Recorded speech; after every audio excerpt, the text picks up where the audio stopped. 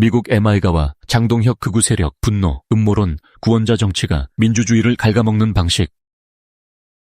오늘날 민주주의의 위기는 총칼을 든 군인의 쿠데타로만 오지 않는다. 더 무서운 위기는 상식을 잃은 군중의 열광, 사실보다 감정을 믿는 정치, 법보다 지도자를 앞세우는 충성심의 형태로 온다. 여러분 안녕하세요. 오늘 저희는 조금 특별하고 흥미로운 심층 설명을 하나 준비했습니다. 지구 반대편에 멀찍이 떨어져 있는데도 마치 짠 것처럼 똑같은 패턴을 보이는 두 가지 정치 현상이 있거든요. 바로 미국의 마가 운동, 그리고 최근 한국의 강성 정치 팬덤입니다. 미리 말씀드리지만 오늘 저희는 특정 진영을 편들거나 비판하려는 게 절대 아닙니다. 오직 객관적인 분석 자료들만 쫙 펼쳐놓고 이 두 집단이 구조적으로 얼마나 소름돋게 닮아 있는지 그 속내를 아주 냉정하고 꼼꼼하게 파헤쳐 볼 겁니다. 자, 준비되셨나요? 오늘 저희가 짚어볼 전체적인 흐름입니다. 첫 번째, 민주주의의 새로운 내홍부터 시작해서 두 집단의 평행이론, 에코체인버 현상, 그리고 이들이 어떻게 규범을 무너뜨리는지 진단해 볼 거고요. 마지막에는 우리가 나아가야 할 방향까지 순서대로 쭉 훑어보겠습니다.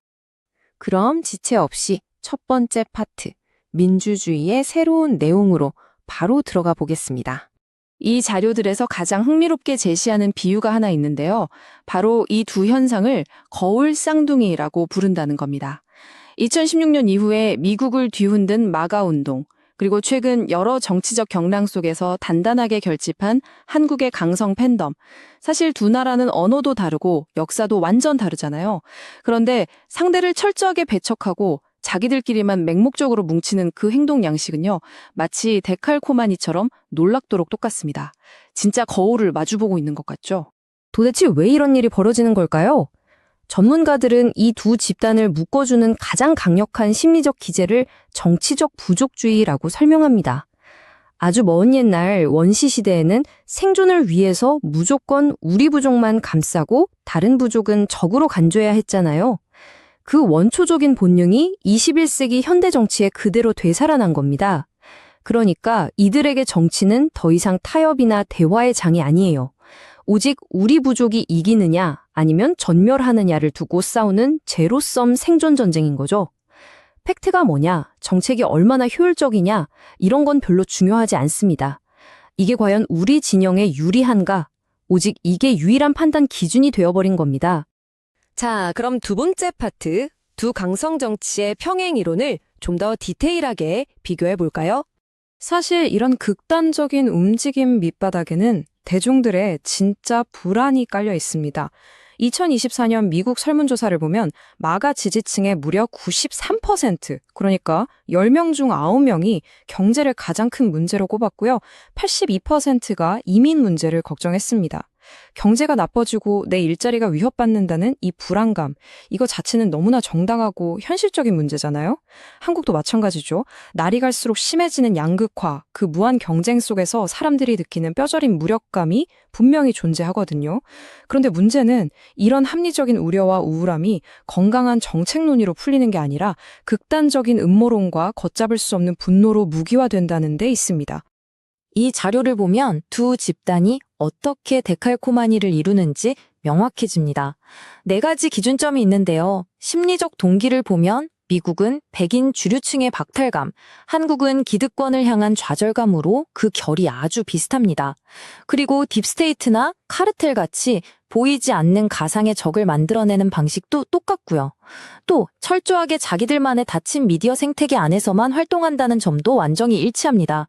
결과적으로 이 두 움직임 모두 민주주의에 대한 신뢰를 밑바닥부터 흔들고 있다는 점까지 정말 완벽한 평행이론이죠. 세 번째 파트, 에코체인버와 빈노의 비즈니스입니다. 어떻게 이 양극화가 빛의 속도로 퍼지는지 기술적인 배경을 살펴볼게요. 이 엄청난 양극화의 핵심 엔진은 바로 에코체인버, 즉 반향실 효과입니다. 꽉 막힌 방 안에서 소리를 지르면 내 목소리만 계속 울리잖아요? 온라인에서 딱 그런 일이 벌어지는 겁니다. 인공지능 알고리즘이 우리가 좋아할 만한 것, 클릭할 만한 것만 쏙쏙 뽑아서 무한정 먹여주거든요. 이 이른바 필터 버블에 갇히게 되면 사람들은 덜컥 이런 착각에 빠집니다. 아, 내 생각이 무조건 맞구나. 세상 사람들도 다 나처럼 생각하는구나. 극단적인 주장이 순식간에 상식처럼 둔갑해버리는 겁니다. 그런데 더 무서운 건요. 이걸 돈벌이에 써먹는 하람들이 있다는 겁니다. 자료에서는 이들을 대한 미디어와 찰떡같이 결탁한 정치 자영업자들이라고 부릅니다. 이들은 대중의 분노를 돈으로 바꾸는 아주 훌륭한 비즈니스 모델을 만들었어요. 클릭할 수밖에 없는 자극적인 썸네일을 달고 우리 편이 억울하게 배신당했다. 뒤에 거대한 음모가 있다. 이러면서 도파민을 마구 뿜어내게 만듭니다. 그러면서 후원금이랑 슈퍼챗을 쓸어 담는 거죠. 이렇게 매일같이 분노가 터져나오는 소음 속에서 합리적이고 차분한 중도파의 목소리는 아예 설 자리를 잃고 파묻혀버리게 됩니다. 여기서 여러분께 한번 여쭤보고 싶네요. 평소에 스마트폰으로 유튜브 보실 때요. 처음엔 가벼운 마음으로 봤는데 추천 영상들을 따라가다 보니까 점점 더 내 입맛에 딱 맞고 점점 더 맵고 자극적인 내용들만 보고 계셨던 적 없으신가요? 이게 남의 나라 이야기나 거창한 정치 현상 같아 보이지만 사실 이 극단주의의 씨앗은 우리가 매일 손에 쥐고 있는 스마트폰 화면 속에서 지금 이 순간에도 쑥쑥 자라고 있는 겁니다. 네 번째 파트입니다. 무오류성과 피해자 프레임. 강성 집단들이 어떻게 똘똘 뭉치는지 그 내부 서사를 뜯어볼게요. 분석 자료들이 콕 집어낸 아주 전형적인 포퓰리즘의 공식이 하나 있습니다. 바로 세상을 딱 두 동강 내는 흑백 논리예요. 한쪽에는 순수하고 핍박받는 우리 민중이 있고 반대쪽에는 부패하고 탐욕스러운 엘리트 기득권이 있다고 치부해보려는 겁니다. 미국이든 한국이든 똑같아요. 이 강성 세력들은 항상 자기들을 음모에 희생당하는 억울한 피해자로 포장합니다. 세상을 오직 선과 악, 천사와 악마로 완벽하게 나눠버리는 정말 쉽지만 너무나도 위험한 프레임이죠. 이렇게 세상을 선과 악으로 나누다 보면 결국 어떤 일이 벌어질까요? 바로 우리 지도자는 절대 틀릴 리 없다는 종교적인 숭배가 생겨납니다.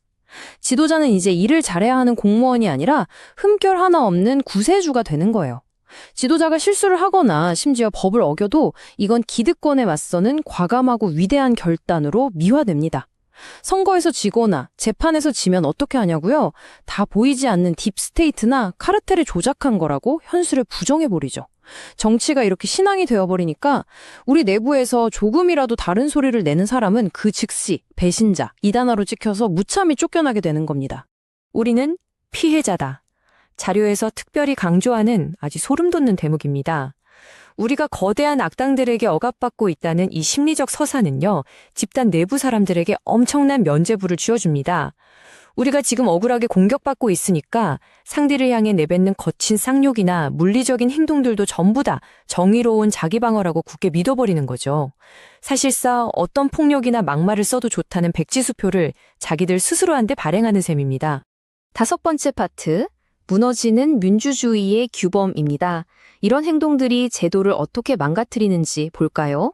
민주주의를 간신히 버티게 해주는 눈에 보이지 않는 두 개의 든든한 가드레일이 있습니다. 정치학자들은 이걸 상호 관용과 제도적 자제라고 부르는데요. 쉽게 말해서 나와 생각이 달라도 상대를 인정해주는 것, 그리고 내가 권력을 잡았어도 판을 엎지 않기 위해 스스로 힘을 절제하는 것, 이 두 가지 암묵적인 룰입니다.